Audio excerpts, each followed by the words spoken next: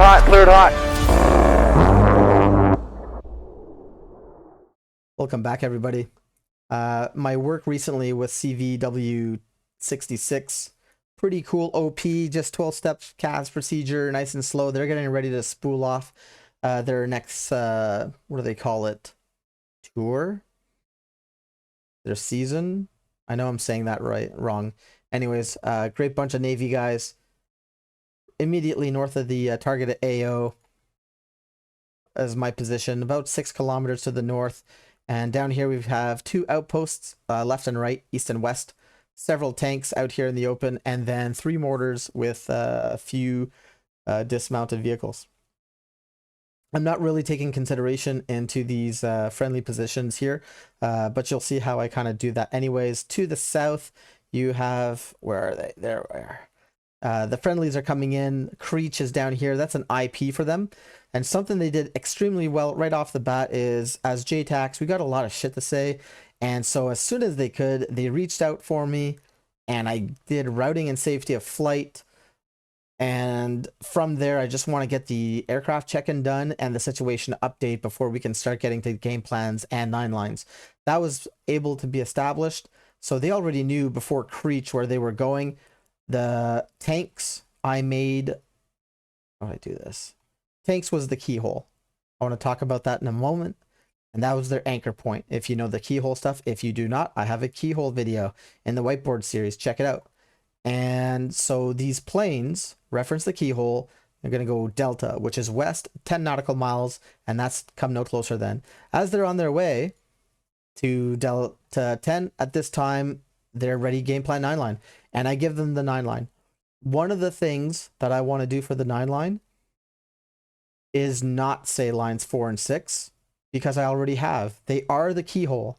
And so instead of saying the grid and the elevation back and forth to one another several times, lines 4 and 6 are the keyhole. Just read back the keyhole, because we've already done that. We have already established. Once that was done, I knew they were talking about the same thing, because in the correlation, immediately they described these several tanks in this formation.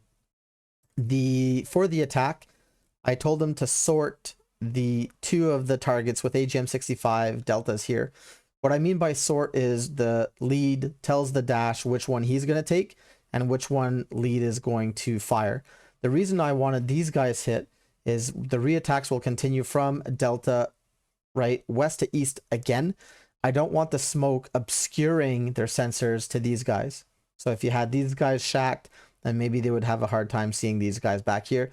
That's my thought process. You can look at how they're navigating here at Delta 10. I think this guy maybe busted airspace just a little bit. Overall, though, they've deconflicted themselves. They are the only air player. The correlation at this point is done, but these guys are fantastic. Look at that. They get into their line and rifle ×2, bam, bam. And immediate reattacks. And now we're going with a GBU, I think it's a GBU 12, self-lays.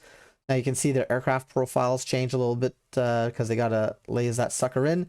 And 2 more tanks. So in very short order, 4 tanks, KIA.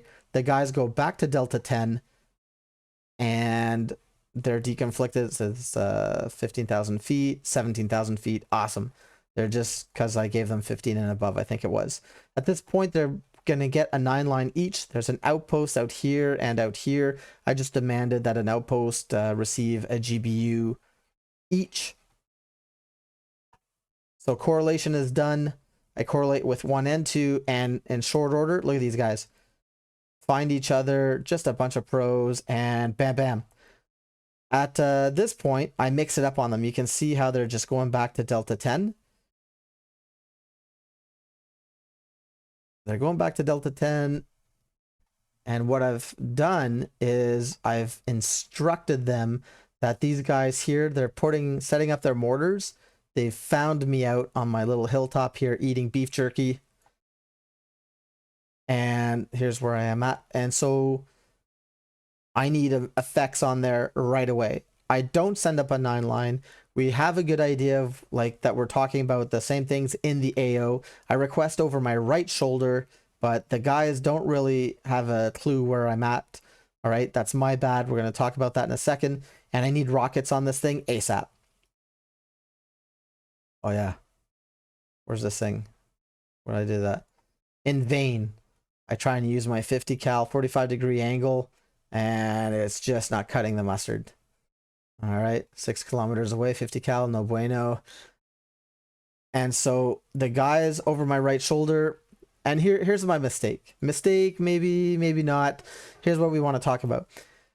He's not going over me. He's not using a JDAM that could land short for a variety of reasons, right? He is over my right shoulder. I do, on numerous passes during the video, observe the aircraft and the nose geometry coming downtown. Everything looks fine, but it is lazy on my part as a JTAC to just not be set. If this is 180 coming down and over here is 120, why can't I just say final attack heading 120 and 180 coming down like that? That's what I should have done. So as far as I'm concerned, in this entire thing, I'm the one who messed up. These guys come on in, rockets, but they don't have an effect. 2 comes in, he has a huge effect with rockets. Continue the attacks. See, look, because there's very little guidance. Now this guy's on my left shoulder, right? I have lost control. This guy's right over me, excuse me, this time. All right, and now we're doing the gun show, which is always a crowd favorite. Who doesn't like gun shows? And boom, boom. And now these guys are off. And then just look at this. Look at these guys. Rejoin. You know, from space, they look like a singleton. And these guys, RTB. Just a bunch of fucking studs. CVW66. If you don't have a virtual squadron, check them out. This is end of tape there. And that was my debrief for that mission. Make your final attack headings, kids. Cheers.